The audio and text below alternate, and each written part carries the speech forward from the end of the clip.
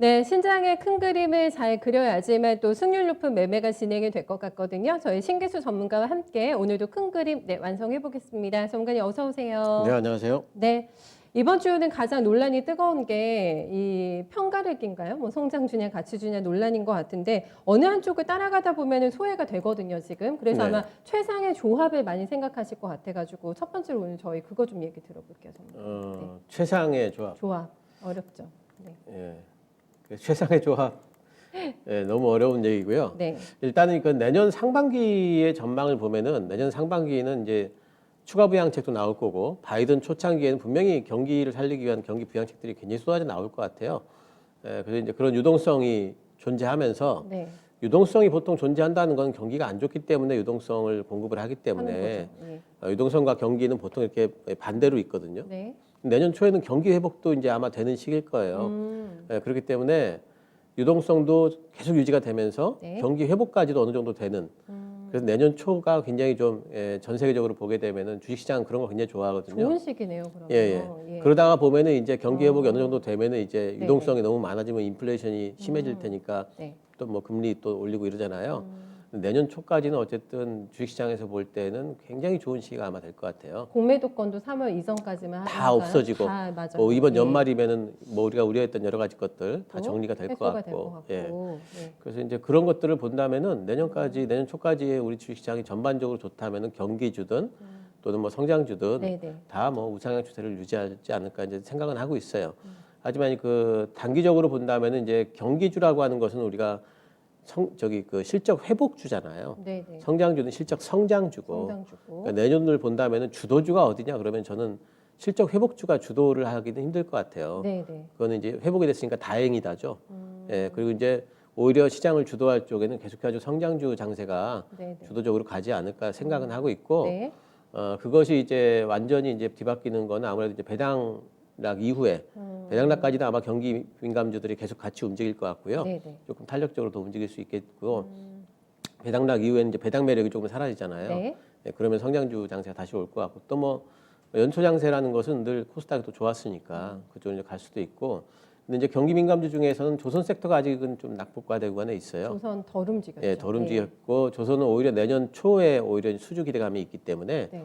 조선 섹터가 조금 더 갈 수 있을 것 같고, 여행주 같은 경우에는 지금 막 그 작은 그 소형 여행주들 막 엄청 참좋은 여행 이런 올라가잖아요. 것들. 예. 예, 그런 종목들은 이제 어떤 이제 실적 기대감으로만 움직인다고 보기는 힘들고 투기적인 부분들이 좀 있죠. 네네. 그런 부분은 단기 대응은 좀 그렇군요. 필요할 걸로 봅니다. 네.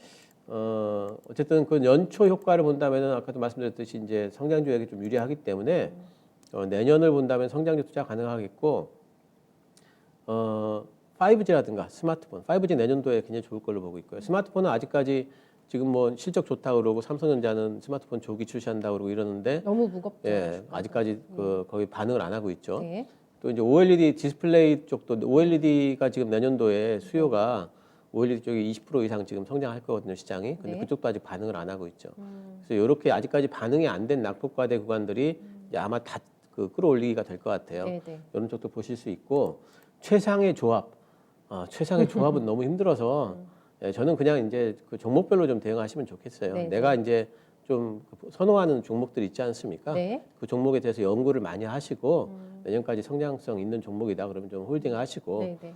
또 나는 배당 투자의 매력이 있다 네네. 그러면 그런 종목도 가져가시고, 그건 이제 본인의 스타일에 따라서 하셔야 되겠고, 최상의 조합은 너무 어려워서 답을 내기가 좀 힘듭니다. 그래서 며칠 전에 지금 시장의 진수성찬이다 이렇게 예, 얘기하셨잖아요. 예. 가치주, 성장주 다 괜찮고 취사 선택하면 된다 얘기해 주셨는데 그 틀에서의 지금 얘기신 것 같기도 그렇습니다. 하고 예. 그래요. 다만 오늘 보면은 해운주는 좀 고민되실 것 같거든요. 해운주가 대한해운하고 HMM, KSSM, 페노션까지 네 종목이 다 신고가를 내면서 네, 네. 이거는 익절을 해야 되는 건지 추세 더 타야 되는 건지 조선주하고는 좀 다르게 너무 가볍게 움직이고 예, 해운주는 너무 많이 올랐죠. 근데 네. 오늘도 보게 되면 지금 상해 컨테이너 지수는 계속 올라가고 있어요. 네네. 그래서 그걸 잘 보셔야 돼. 그 컨테이너 지수를- 지수가 이제 꺾이는 기미가 있으면은 예. 그쪽에는 이제 상당히 이제 큰 매물이 좀 나올 수가 있는 부분이 있기 때문에, 특히 HMM 같은 경우에는 굉장히 급등했죠. 그렇죠. 이제 예. 그런 부분들 좀 저기를 하시고, 네. 단지 이제 그 BDI 지수 같은 경우에는 아직까지 이제 옆으로 횡보하면서 크게 오르지는 않았거든요. 네. 예, 그래서 BDI 지수와 관계 있는 뭐 페노션 같은 경우에는 BDI 지수 보시면서 조금 더 가져가셔도 될 것 같은 느낌이 있어요. 알겠습니다. 그 지수가 꺾이면 팔면 되지 굳이 지금 뭐 나올 필요는 없다. 조바심 내면서 그 정도 봐주시는 거세요? 근데 너무 여유 있게 가지 마시고요. 기준 조절하면서 조금씩 안전하게. 그렇게 하시는 게 좋을 것 같아요. 네, 알겠습니다. 최상의 조합은 저희가 더 이제 시간이 가면서 조금 더 맞춰드리면 될 것 같고 같이 보셔야 될 것 같아요. 네, 가치주, 성장주 다 투자 메리트 종목별로 있다 이렇게 봐주셨어요. 다음은 콜드체인 바람이 요즘에 굉장합니다. 특히 계속해서 백신의 치료제 개발 낭보가 좀 들려올 것 같아가지고 네. 관련된 종목들은 변동이 크고 그렇다면 조금 안전하게 투자할 수 있는 쪽 콜드체인인가? 네, 이렇게 많이들 생각하시는 것 같아요 요즘에.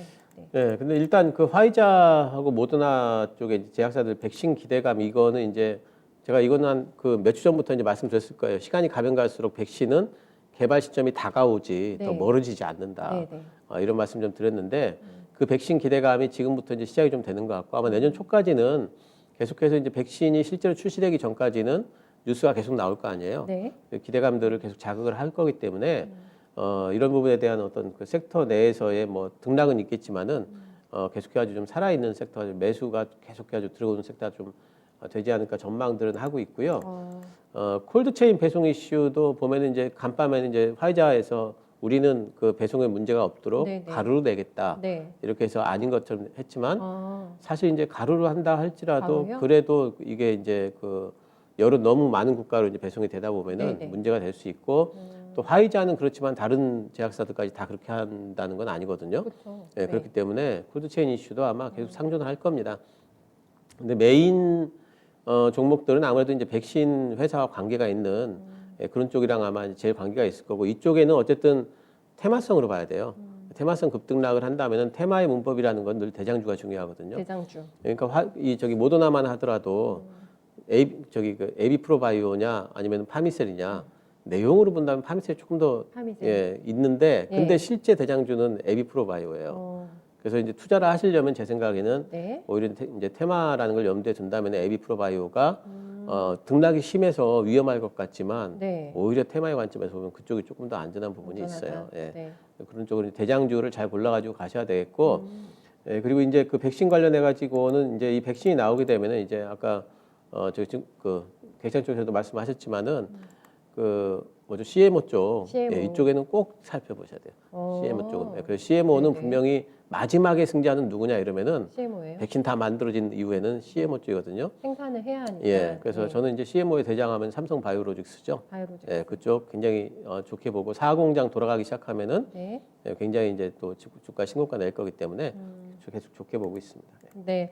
요즘에 뭐 저희 독감 관련해서 좀 사고 건도 있었고 해서 이 냉장 기술이 굉장히 주목을 받고 있는데 대장주로 접근하는 게 조금 더 안전하다라는 시각. CMO 같은 경우는 삼성 바이오로직스 탑픽을 주셨는데 좀 대형주나 아니면 조금 더 가볍게 움직이는 종목들 선호하시는 분들께서는 조금 넓게 보셔도 괜찮은 거죠. CMO 예, 쪽은. 그렇습니다. 가장 CMO는 좋다고 이제 해주셔가지고. 그 우리 네. 뭐 SK 케미칼 같은 경우에도 지금 보면은 거의 케미칼. 예, 그 어제 많이 빠졌어요. 예, 예. 오늘 이제 조정을 좀 받고 있는데 네. 신고가 부분이기 때문에 너무 당연한 거고요. 아. 저는 SK 케미칼은 이번에 다시 한번 신고가를 낼 가능성이 분명히 높다 아하. 이렇게 보고 있고 네. 또 아직까지 움직이고 있지만 아직까지 제대로 된 그 신고까지 못 올라온 종목 중에 보면은 꼭 백신 쪽이라고 할 수는 없지만 네네.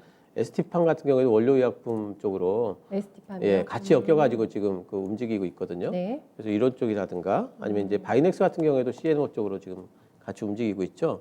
그래서 이런 종목들도 아마 이제 같이 CMO 이제 부각이 되게 되면 올라올 것 같고요. 네. 녹십자는 요즘에 뭐 너무 잘 가다가 지금 조정받고 있는데 녹십자는 제 생각에는 좀 더 갈폭이 있을 걸로 보고 있어요.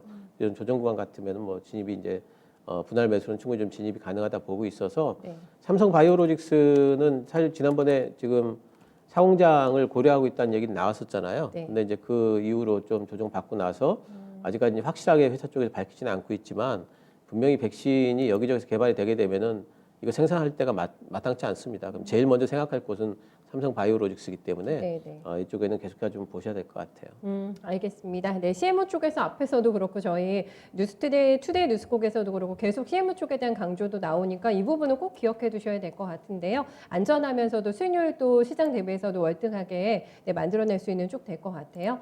다음은 교촌 지금이 등장을 했습니다. 교촌 F&B가 상한가가 약간 풀리긴 했는데 옛날처럼 이 따상이 또 쉬운 것 같지는 네. 않고 치킨 한 마리 시킬 수 있는 가격 조금 더 보태면 교촌 F&B 살 수 있는 그 가격대거든요. 지금. 네. 네.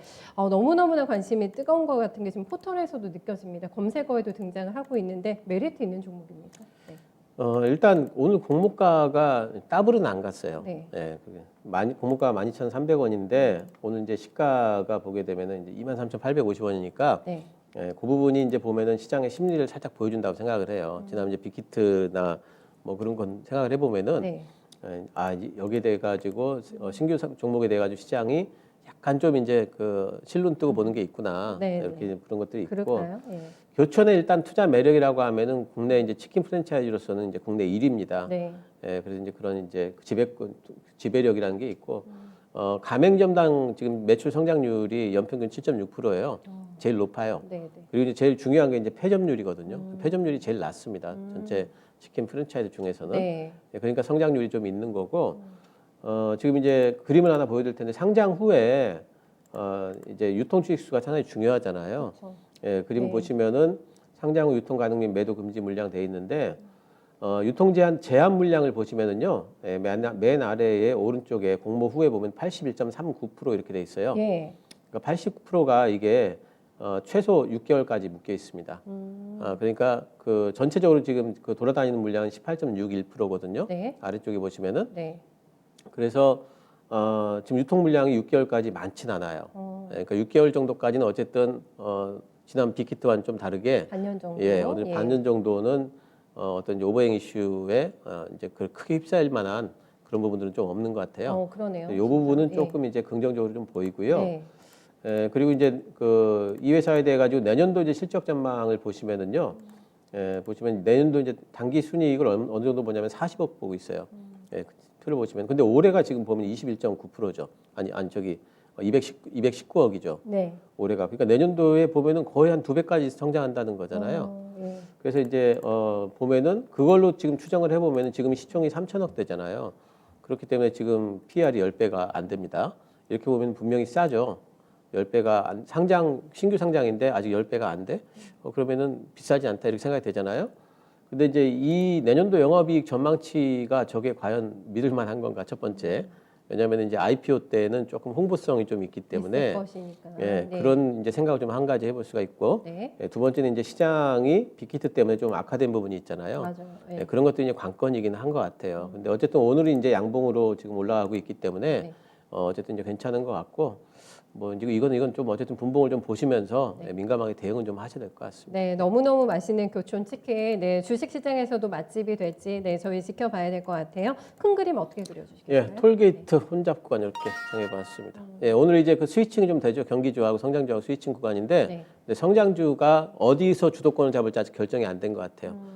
하지만 지금 이제 거의 고속도로에 다가온 구간으로 봅니다. 네, 알겠습니다. 시원하게 고속도로에 달리 저희 기대감 가지고 네, 큰 그림 그려봤네요. 말씀 고맙습니다. 네, 감사합니다.